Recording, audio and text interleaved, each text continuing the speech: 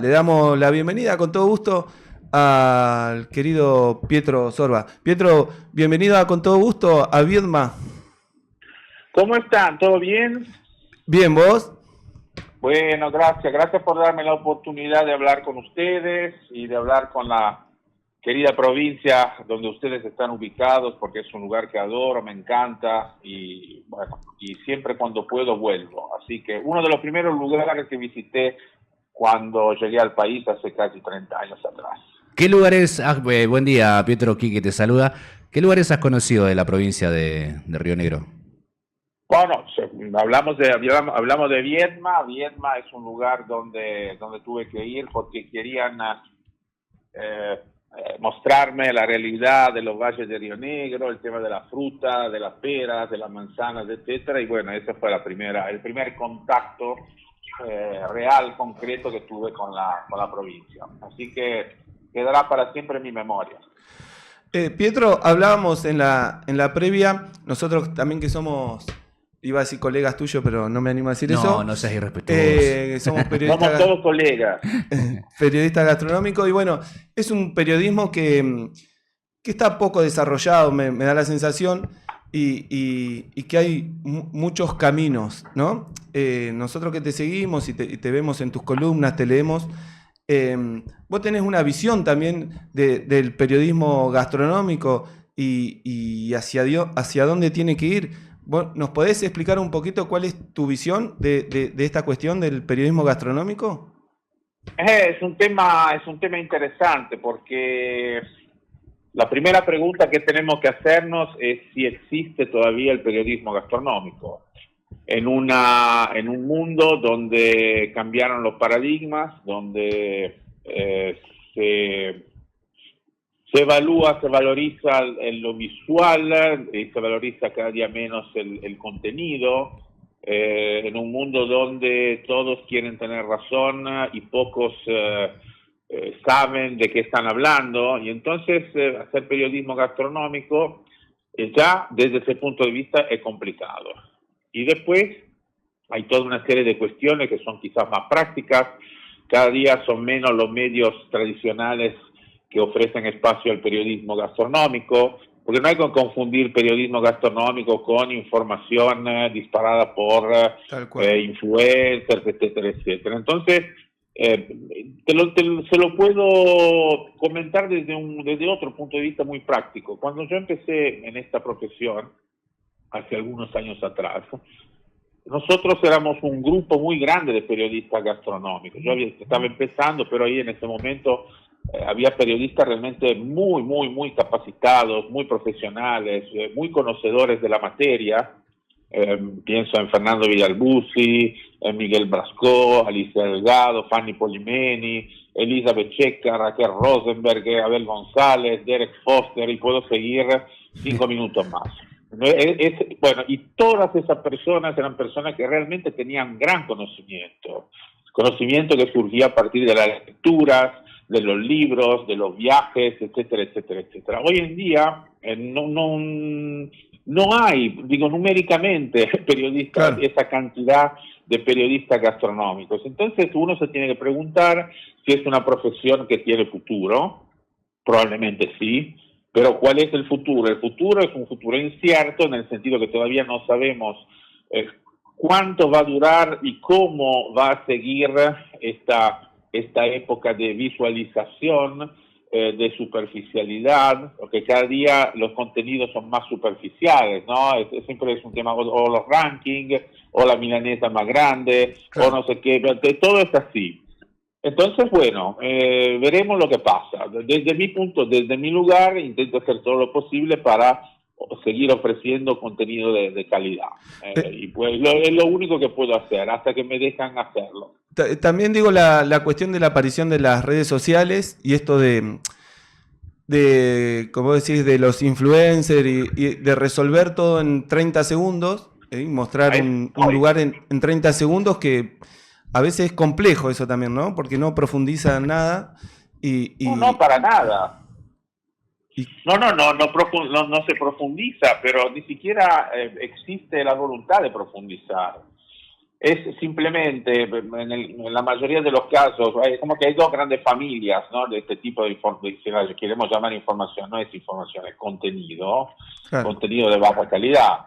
Tenemos un grupo, por ejemplo, de comunicadores / influencer que cobra para publicar sus historias, etcétera, etcétera, etcétera, y después de haber cobrado, me refiero a lo que tiene muchos seguidores, ¿no?, después de haber cobrado 1,5 millones, 2 millones, 2,5 millones de pesos, no quieren hacer creer que, por ejemplo, el restaurante que publican es un buen restaurante. Pero eso es secundario desde el punto de vista de estas personas que publican, porque lo primario es cobrar. Entonces, Claro. una cosa es hacer publicidad y otra cosa es ofrecer contenido. Entonces, a partir de ahí empezamos a hacer, si queremos, todos los razonamientos del mundo. Pietro, también está esta cuestión de cuando uno a veces dicen que haces periodismo gastronómico y se confunde a veces con el crítico gastronómico, nos tienen como que solamente hacemos esto para ir a comer gratis o en algún lugar, qué sé yo, y se confunde también eso, ¿no? Porque realmente el periodismo gastronómico no es solamente ir a un lugar y criticar, o no es eso directamente, sino profundizar, historizar el alimento también, ¿no? Bueno, esa es una parte, ¿no? Porque no es todo justamente ir a comer al restaurante. Esa obviamente es una parte que yo me incluyo, digamos, en el grupo de personas que por cuestiones laborales tiene que ir a comer afuera por lo menos 2 o 3 veces por semana. ¿Por qué? Porque necesito ver quiénes son los cocineros que están trabajando, qué están haciendo, cómo se mueve la gastronomía de la ciudad, del país. Entonces, bueno, esas son cosas que un periodista gastronómico, para tener después la capacidad de decir ciertas cosas, tiene que, obviamente, tiene que hacer y tiene que saber. Ahora, no es solamente eso, también hay otras cosas. Están los viajes, están las lecturas, están las charlas, están las conferencias, están los contenidos vinculados a qué está pasando con la comida en general en nuestra época. Entonces, quiero decir, es una mirada abarcativa, es una mirada que te ofrece, te da la posibilidad de tener un pantallazo que va mucho más allá de lo que es ir a comer afuera. Claro. También desmistificar un poquito, yo te he leído en varias entrevistas y observado esta cuestión también que se puso un poco de moda, ¿no? Y romper un poquito con eso, con el disfrute de la comida, el disfrute de la bebida, que es para todos iguales, que no hay que ser un sibarita para poder disfrutar de un buen café. Yo te escuchaba vos en un momento decir, bueno, hoy parece si no tomás un café de especialidad sos un pavo, o si no tomás un... Paria. Paria. Claro. Paria. Y pasa con todo un poquito, ¿no? Con la gastronomía, yo me parece que... Con el vino. Con el vino, con las bebidas, es como que si no... A ver, estas cosas siempre tienen un límite muy sutil. ¿A qué me refiero?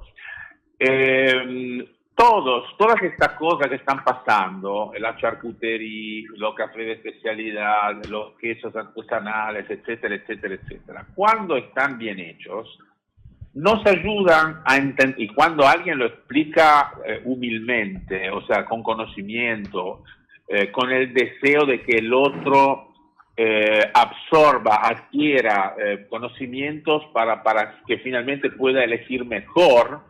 Entonces, todas esas cosas son buenísimas, porque ayudan a elevar la vara, porque ayudan a tener consumidores más exigentes. Ahora, cuando la lección llega desde el alto, desde un lugar desde arriba, digamos, de la cúspide. Empieza a gustar, empieza a gustar menos, porque básicamente te dicen, no, el café tal es una no sé qué, no sé cuánto, eso es bueno, pero decime por qué. Entonces, y después decime por qué hay una diferencia entre un café de especialidad, por qué vale acá en Buenos Aires un café de especialidad, ahora sinceramente no lo recuerdo con exactitud, pero me parece que está entre los 3.000, 4.000, 4.500 pesos. Entonces quiero decir, explícame por qué vale eso. Explícame por qué un café de especialidad tiene una acidez que a veces es insoportable. Claro. Entonces, quiero decir, hay cosas, y esto, bueno, lo tenemos que aplicar a todos los rubros, porque no es automático que un producto que se define, no sé, de charcutería sea extraordinario. Quizás es mejor un jamón natural de, no sé, digo, Bocati, Los Calvos, o sea, lo que sea, o de Paladini, y no un producto artesanal mal hecho. Sí. O sea, el hecho de que sea artesanal no es sinónimo de alta calidad.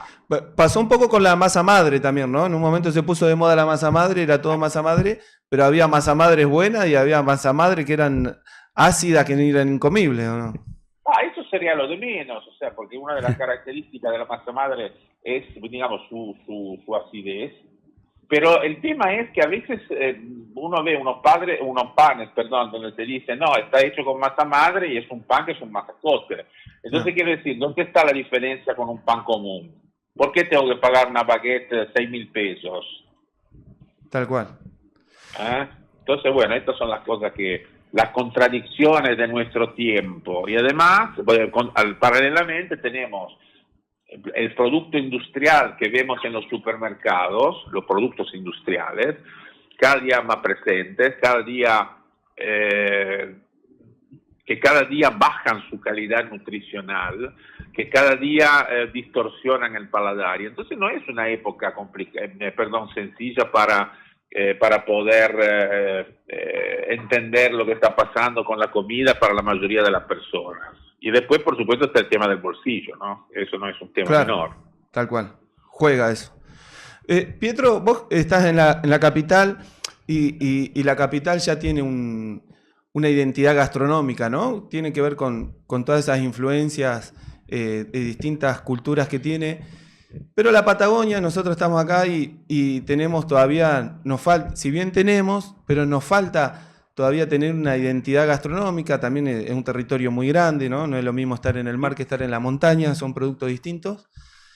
Pero bueno, se está trabajando un poco desde la Patagonia, de Río Negro, de Neuquén, de Chubut, para buscar una identidad gastronómica. ¿Vos cómo la ves la gastronomía patagónica? ¿Qué crees que le falta? ¿Por dónde tendría que ir? A ver, vamos por partes. En Buenos Aires no tiene una gran identidad gastronómica. Buenos Aires tiene una gran oferta gastronómica. Son dos cosas diferentes. Si hablamos de identidad, tiene mucha más identidad la Patagonia que Buenos Aires en relación al concepto verdadero de identidad, ¿no? Porque si yo te pregunto, ¿cuáles son los productos típicos de Patagonia? Sí. Entonces me vas a dar por lo menos 10, 12, 15 productos, pero que son realmente típicos del territorio, que pertenecen al territorio, que son representativos del territorio, ¿no? Porque te empiezo a decir, es que el cordero, es que la centolla, es que la merluza negra, es que la fruta fina, etcétera, etcétera, etcétera, etcétera.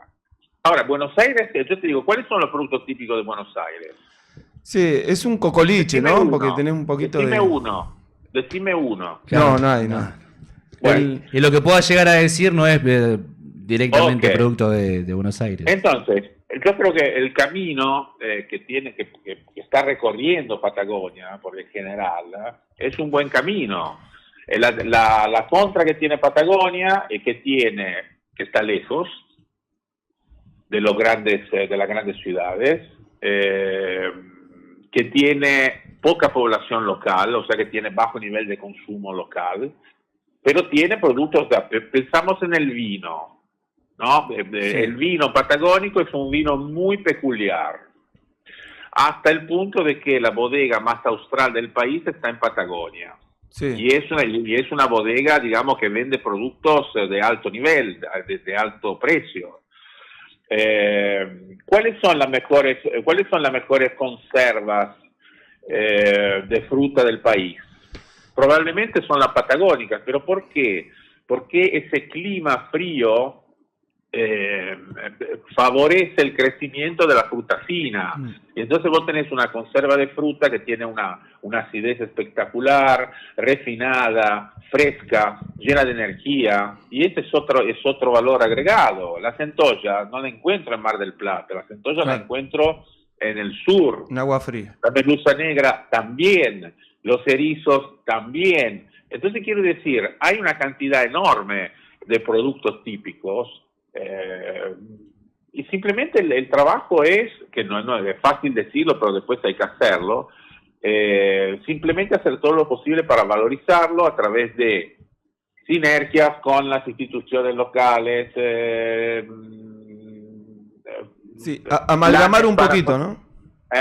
Amalgamar un poquito, digo, el laburo del productor, el laburo del cocinero, el laburo del restaurante, el laburo de la provincia, ¿no? Como que todos se encaminen en lo mismo. Todos tienen que ir hacia el mismo lado, cosa que se hace, pero no es fácil, ¿no? Entonces son procesos largos. Cuando yo te decía, te hablaba de mi primer contacto con la Patagonia, en ese momento un gran visionario, un patagónico de ley, como Antonio Torrejón, que en esa época era ministro de Turismo, sí, ya hace 30 años atrás había colocado en los lugares estratégicos de la provincia de Río Negro y de Chubut, si mal no recuerdo, eran unos puntos que se llamaban Expoventa.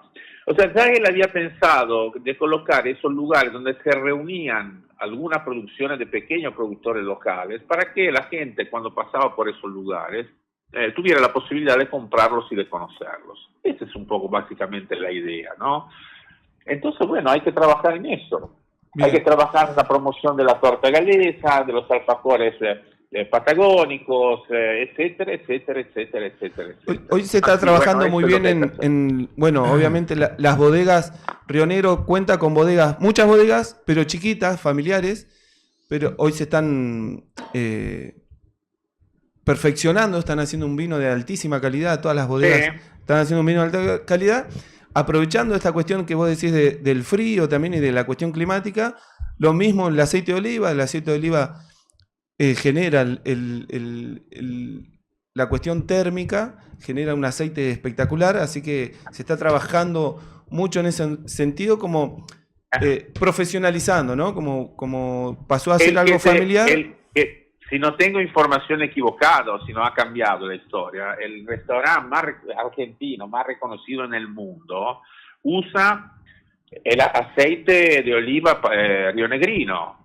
Entonces quiero decir, evidentemente el producto existe, está, es bueno, y simplemente hay que trabajar para que la gente lo conozca, etcétera. No es fácil, insisto, no es fácil. Se necesita mucho dinero, esfuerzo de comunicación, pero hoy en este mundo no hay otra posibilidad. Por suerte también este mundo te da la posibilidad, a través de una comunicación más viralizada, más potente, etcétera, de darlos a conocer. Entonces, bueno, hay que ver cómo hacerlo, pero se puede hacer, y de hecho lo se está haciendo. En cuanto al periodismo gastronómico de esta parte del país, Pietro, habemos varios que estamos hace relativamente poco tiempo. ¿Cómo lo ves? ¿Cómo crees que puede llegar a crecer? ¿Cómo crees que camino tomar? Esto me lo tienen que decir ustedes. Apelamos a tu experiencia como gente nueva. Sería un acto de presunción y de soberbia. ¿Cómo puedo hablar yo de los periodistas gastronómicos patagónicos sin vivir en Patagonia, sin conocer a fondo los medios de comunicación patagónicos y la situación de los medios en la Patagonia? Sería realmente un acto de soberbia. Lo que puedo decir es que evidentemente hay una dificultad que quizás en otros contextos no existe, que es la dificultad de la lejanía, que es la dificultad de los medios de comunicación, que quizás son más pequeños, que tienen menos profundidad.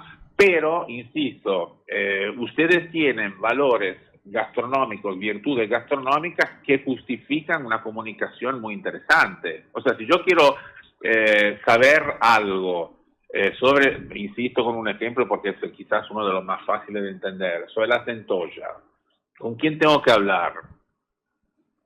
¿Con uno de Buenos Aires o con uno que vive en Tierra del Fuego? No, Tierra del Fuego. Ya, totalmente. Ok, entonces, y lo mismo vale para los otros productos. Si tengo que hablar del aceite de oliva de Río Negro, ¿con quién tengo que hablar? ¿Quién me puede explicar bien de qué se trata?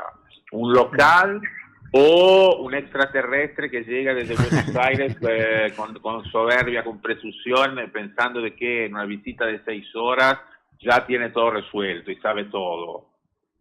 Tal cual. Tal cual, es así. ¿Se entiende? Sí, sí, sí. Entonces, ese es el camino. O sea, ustedes se tienen que anclar a los productos y ver cuál es la mejor manera de comunicar vuestras excelencias gastronómicas. Quizás digo, pueden armar una asociación de periodistas gastronómicos patagónicos, empezar a trabajar desde ese punto de vista, en fin, hacer un trabajo, digamos, de masa crítica mucho más amplia para poder ofrecer realmente las virtudes que tienen vuestros territorios, que son muchas, no son pocas. Fiestas, la fiesta más grande del asado, no sé, pienso... La fiesta más grande de la carne y del asado que se hace en el país se hace en Chubut, en Cholila. Entonces, quiero decir, son cosas que estoy pensando. Digo, claro. Hay un montón de cosas interesantes, pero muchas. Yo he hecho una guía sobre Chubut. Fue uno de los viajes más lindos que yo hice en mi vida profesional. Aquí en Chubut tiene mar, estepa, meseta, montaña, o sea, tiene todo. Todo, en serio, todo. Entonces, quiero decir, Patagonia es un reservorio de virtudes gastronómicas. Y los productos es como vos decís, pasás de la montaña a la meseta al mar. Y bueno, nosotros hemos conocido, hay muchos cocineros locales que están empezando a valorizar eso. Agradecemos también que hay una camada de cocineros patagónicos que están revalorizando el producto, cocinan solamente con productos rionegrinos o patagónicos, y hacen esta fusión de mar, estepa y montaña. Lo hemos visto en varios festivales gastronómicos. Sin ir más lejos, San Antonio el último fin de semana. Claro. Tuvimos también la posibilidad de ver toda esa mezcla y cómo se elabora, cómo se va llevando a cabo. Y los cocineros están revalorizando, viendo para adentro, ¿no? Viendo un poquito para acá, más que estar viendo el afuera, y empezar a revalorizar y a laburar con el producto fresco también, ¿no? Que lo tienen acá a mano. Sí, por supuesto. Pero insisto, para ustedes es difícil. Es más difícil en ese sentido. ¿Por qué? Porque las temporadas son cortas. La temporada donde el público que viene desde otro lugar son cortas, ¿no? No sé, ustedes que tienen un mes y medio,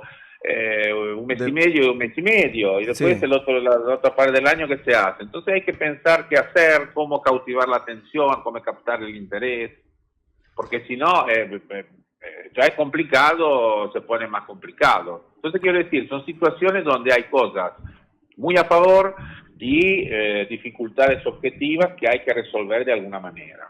Y el producto es la clave, la herramienta que puede ayudar a resolver las dificultades. Pietro, agradecerte enormemente por estos minutitos que nos dedicaste. Sabemos que un sábado a la mañana es complejo. No es complejo. Que estamos lejos. No es complejo. Así que agradecerte un montón.